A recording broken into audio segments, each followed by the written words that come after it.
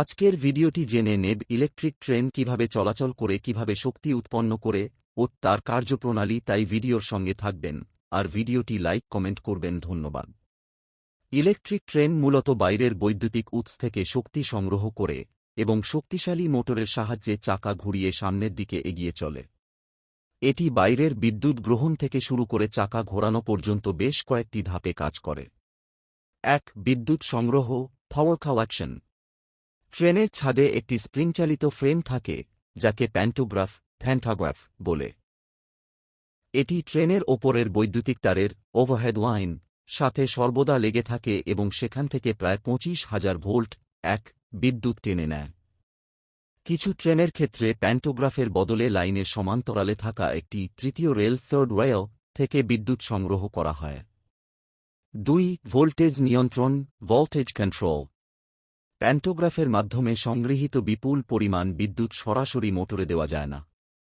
তাই এই বিদ্যুৎ প্রথমে একটি ট্রান্সফর্মারে প্রবেশ করে, যা উচ্চ ভোল্টেজকে কমিয়ে ট্রেনের ব্যবহার উপযোগী ভোল্টেজে নামিয়ে আনে। ৩. বিদ্যুৎ রূপান্তর, কারেন্ট কনভার্সন। ট্রান্সফর্মার থেকে বিদ্যুৎ পাওয়ার পর তা রেকটিফায়ার যায়, যা এক অল্টারনেটিং কারেন্ট বিদ্যুৎকে ডিসি ডাইরেক্ট কারেন্ট-তে রূপান্তরিত করে। এরপর একটি ইনভার্টার এই ডিসি বিদ্যুৎকে পুনরায় অ্যাডজাস্টেবল ফ্রিকোয়েন্সির এক বিদ্যুতে রূপান্তর করে।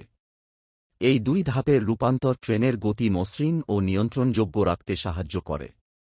৪. মোটর ও চাকা ঘূর্ণন, মোটর অ্যান্ড হুইল রোটেশন।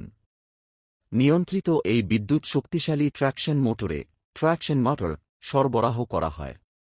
আধুনিক ট্রেনে সাধারণত 3-ফেজ এসি মোটর ব্যবহার করা হয়। মোটরগুলো ঘুরলে গিয়ারের মাধ্যমে ট্রেনের মূল চাকাগুলো ঘোরে এবং ট্রেনটি চলতে শুরু করে। ৫. Braking system, regenerative breaking. Electric ট্রেনে সাধারণত রিজেনারেটিভ ব্রেকিং প্রযুক্তি থাকে।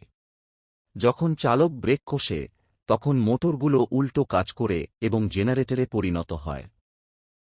এর ফলে ট্রেনের গতি কমে যায় এবং উৎপন্ন অতিরিক্ত বিদ্যুৎ পুনরায় ওভারহেড লাইনে ফেরত যায়, যা বিদ্যুৎ সাশ্রয়ে সাহায্য করে।